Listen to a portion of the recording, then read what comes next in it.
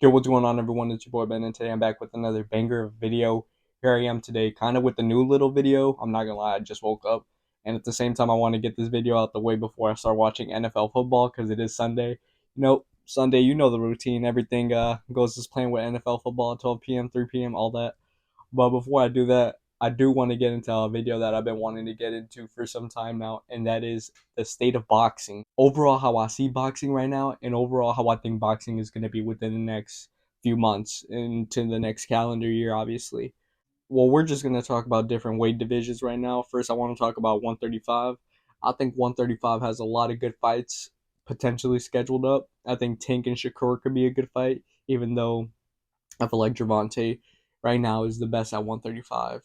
Haney was really good at 135, but his body just outgrew it. I think overall, Gervonta and Shakur got to make that fight happen. I feel like that is a fight that I really want to see.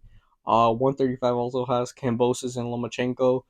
They're going to end up fighting for the IBF title, and I think Lomachenko should win that fight. But then again, Kambosos is a scrapper, so I mean, I wouldn't be surprised if he could pull one. Devin Haney last night showed an amazing performance. He really proved himself at 140, demonstrating that he has power. He's quick. His defense is there. Overall, great performance by Devin Haney, defeating Regis Progress in a great fight for Devin Haney. Regis Progress just went out there and looked like a dumbass, I'll be honest. I mean, it still takes respect to get in the ring, but he literally showed no type of offense whatsoever.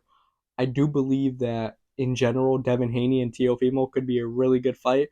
Or maybe Tank goes up to 140 and fights Devin Haney, but I don't think Tank wants that, respectfully. So at 140, Ryan Garcia versus Devin Haney could be a possibility as well. I feel like that would be a really good fight. I mean, I feel like right now Devin Haney's the best at 140. I'll be honest. I could just straight up say that after what I saw yesterday. I know at 147, Terrence Crawford's there. After that domination he put on Errol Spence, I feel like he's untouchable. Maybe a fight with Boot Ennis could be in the possibility. Because those two are gonna scrap it down. But I know he's gonna fight Spence one more time because of the rematch clause, and I feel like he's just gonna either one dominate again or two, uh, probably just one by decision. To be honest with you, regardless, I see Crawford literally going crazy. I know Jermell still has the belt at 154. I think he's gonna go back down. Because he went up weight to fucking fight Canelo, but I mean, I think he was just there for the money for the Canelo fight. To be honest with you, I think he knew he had no shot of winning that fight. But I feel like it'll be interesting to see what he does do at 154. Will he fight Tim? I think he will eventually, and I feel like that's a fight to make at 154.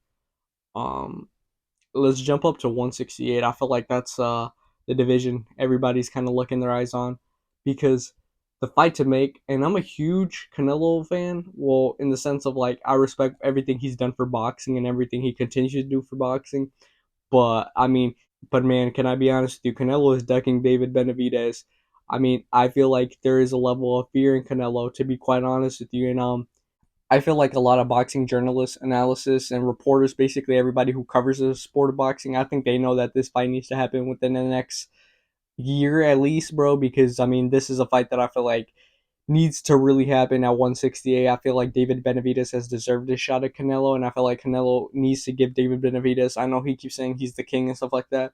Congratulations, you are. You have defended your title. You had that failed run at 175 against Bivol, and by the way, 175. That's Bivol's division, bro. He's gonna run that no matter what. That guy is one of the most talented fighters out there right now. Keep it a buck with you.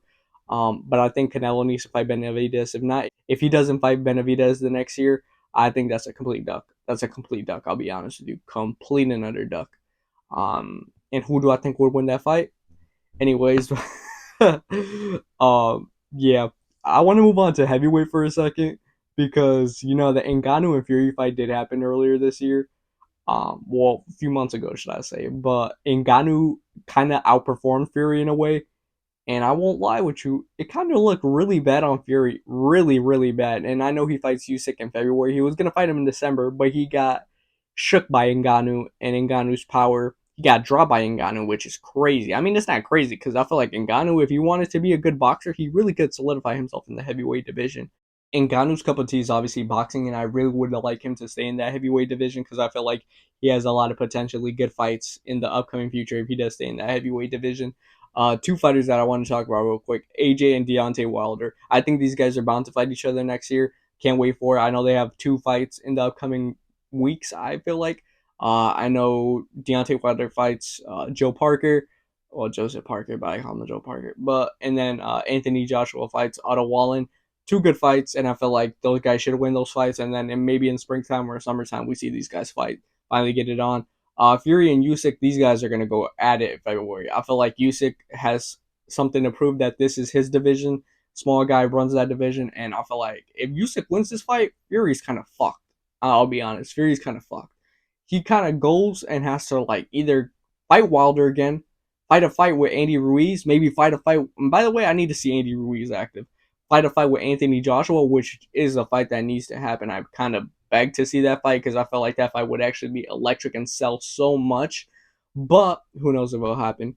Overall, we got to see who wins that Tyson Fury Usyk fight. And I know I have a prediction closer to the date, but I mean, it's an interesting feel for it. You know, it really is. I feel like when it comes to like influencer boxing right now, that's kind of like Jake. Well, Jake Paul. I feel like Jake Paul shouldn't even be considered an influencer boxer no more, even though he has a fight this upcoming Saturday against August or whatever his name is. I forgot, but actual boxer, and I give him props for that. And I think he's gonna win. I think Jake Paul has really gave the time and effort to this war enough to where I feel like he's gonna stand his own. And when it comes to KSI, obviously he lost to Tommy Fury, but Tommy Fury shouldn't even box no more. Like KSI has been a sore loser throughout this losing process that he has had. Telling people to comment on Tommy Fury's Instagram and telling people to, if they see Tommy Fury in real life, to like basically keep showing it in his face that he didn't win the fight, that it was a robbery. Like, bro, I mean, I get it, bro, but it's kind of cringe, bro. Like, you're 30 years old and you keep doing that. I don't know. I feel like influencer boxing, in a sense, is still a lot of good fights to happen. Obviously, KSI versus Jake, but I feel like at the same time, it's kind of winding down in its peak, to be honest with you. We'll kind of see what happens with that. But other than that, I mean, I think boxing in the next year is going to be pretty fire, to be honest with you, and I'm excited to see a lot of good fights. I know it's kind of a new video. Let me know if you guys keep wanting these boxing videos because I'll keep delivering. I'm a big boxing fan. Also, MMA that should be coming out really soon with the UFC 296 prediction. So stay tuned for that. But other than that, I'll catch you guys on the Flippity Flip Boys. Oh, before I go, I know I'm continuing this daily streak. I am. You best believe I am. Now, other than that, I'll catch you guys on the Flippity Flip Boys.